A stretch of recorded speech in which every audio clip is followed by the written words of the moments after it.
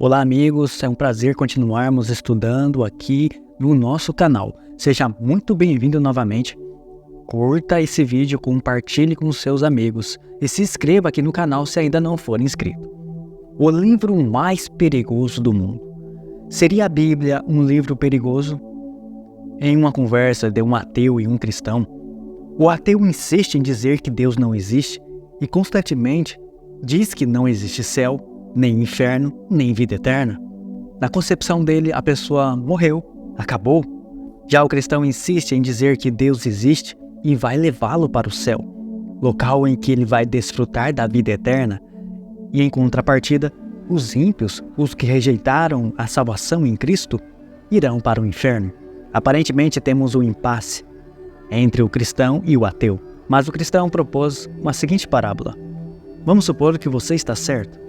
Deus não existe, não há vida eterna nem céu. E aconteceu que nós dois morremos, fomos sepultados e tanto eu quanto você não perdemos nada e nem ganhamos nada. Viramos pó apenas. Você estava certo, eu estava errado, pois não existe vida eterna. Nessas condições eu não perdi nada. Tive minha vida cristã, uma vida boa, mas eu estava errado. Porém, ao morrer, não perdi nada. Agora, continuou ele, se eu estiver certo, Deus existir, e há um céu a ganhar e um inferno a evitar, eu vivi tendo a minha fé em Deus e nas suas promessas, e você viveu de acordo com os prazeres desse mundo. Aconteceu que nós dois morremos. Eu estarei no céu desfrutando da vida eterna, e quanto a você, o que você perdeu? Você perdeu tudo.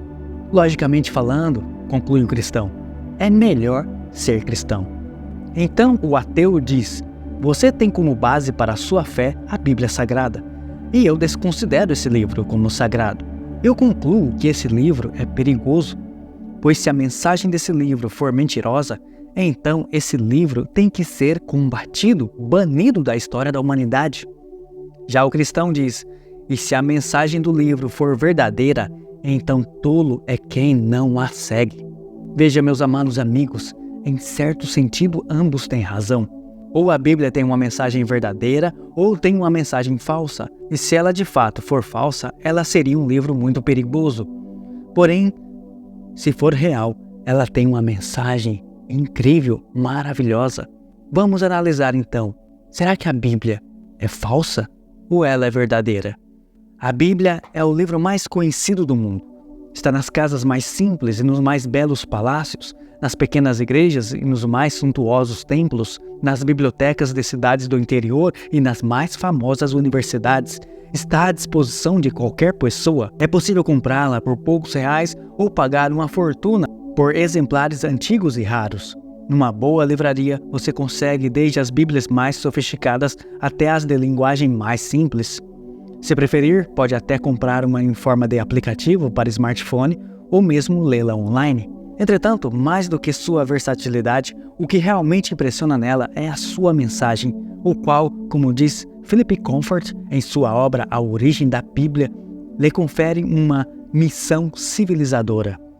E qual é a mensagem da Bíblia? Como explica o autor, esse livro revela a história da salvação. Ao longo de ambos os testamentos podem ser distinguidos 3 elementos comuns nessa história reveladora: aquele que traz a salvação, o meio de salvação e os herdeiros da salvação. De acordo com a mensagem bíblica, quem traz a salvação é Deus, Pai. O meio da salvação é Deus Filho, Jesus Cristo. E os herdeiros da salvação são os seres humanos impressionados pelo Deus Espírito Santo. A pergunta importante para nós é, a Bíblia é, de fato, a palavra de Deus? De fato, a Bíblia é a concentração de diversos elementos necessários à vida: esperança, guia, verdade, luz, reflexão, etc. E por isso é um livro tão extraordinário que dificilmente conseguimos imaginar a história da humanidade sem esse tesouro imensurável. Mas por que a Bíblia se tornou imprescindível para nós? O que a torna tão especial? Diferentemente de qualquer outro livro na história da humanidade, a Bíblia passou por um impressionante processo de elaboração. Para começar, como o livro Nisto Cremos afirma, A singularidade das Escrituras baseia-se em sua origem e fonte. De fato, os autores bíblicos mencionam com frequência que eles próprios não são os originadores das mensagens que falam ou escrevem. Eles as recebiam das fontes divinas, através da revelação divina. Eles haviam sido habilitados a ver estas verdades. Isso pode ser comprovado em textos bíblicos como estes. Jeremias 38, 21. Mas se não quiseres sair, esta é a palavra que me revelou o Senhor. Miqueias capítulo 1, verso 1. Palavra do Senhor que em visão veio a Miqueias. Neemias 7, verso 12. Sim, fizeram seu coração duro como um diamante, para que não ouvissem a lei, nem as palavras que o Senhor dos Exércitos enviara pelo seu Espírito, mediante os profetas que nos precederam. Um dos textos mais esclarecedores a respeito da origem da Bíblia foi escrito pelo apóstolo Paulo, em 2 Timóteo capítulo 3, verso 16. Toda a Escritura é inspirada por Deus. A palavra inspirada foi traduzida do grego theopneustos e significa literalmente proveniente do fôlego de Deus. Como se Deus tivesse soprado as ideias que formaram a palavra. Assim, Deus inspirou a verdade nas mentes dos homens, os quais expressaram estas mesmas verdades em suas próprias palavras, que foram consolidadas nas Escrituras. Portanto, inspiração é o processo através do qual Deus comunica sua verdade eterna. Embora não seja um livro de ciência conforme a compreensão comum da palavra ciência, a Bíblia traz algumas antecipações científicas. Confira alguns textos. Jó 28, 25 vai falar sobre o peso do ar. Levítico 13, 46, nós vamos ver o princípio da quarentena. Jó 26, verso 7, vai falar que a terra está no vácuo, escrito há mais de 3.500 anos. As dimensões da Arca de Noé. Em Gênesis 6, Deus revelou a Noé as dimensões da arca que ele deveria construir. Em 1609, em Hoorn, na Holanda, um navio foi construído de acordo com essas medidas, revolucionando a engenharia naval. Em 2013, cientistas da física da Universidade de Leicester calcularam as dimensões para a construção da Arca de Noé e descobriram que ela não poderia navegar, mas poderia flutuar com segurança devido à sua forma retangular e acomodaria perfeitamente todos os tipos básicos. Thomas Morris, coautor do estudo, disse: "O que está relatado definitivamente funciona." A existência de Babilônia. Muitos estudiosos alegavam que a Babilônia era um reino fictício fruto de uma mitologia bíblica, até que os arqueólogos encontraram vários indícios de sua existência em artefatos que comprovavam o contexto bíblico, e mais tarde acharam a própria cidade-estado, que já foi uma das mais poderosas de sua época no mundo, então conhecida no atual território do Iraque. As leis meteorológicas. A Bíblia descreveu o ciclo de correntes de ar 2000 anos antes de os cientistas o descobrirem. O vento vai para o sul e faz seu giro para o norte. Continuamente vai girando o vento e volta fazendo seus circuitos. Eclesiastes capítulo 1, verso 6. Atualmente já está bem estabelecido cientificamente que o ar ao redor da Terra gira em gigantescos circuitos, no sentido horário em um hemisfério e no sentido anti-horário no outro hemisfério. O ciclo da água.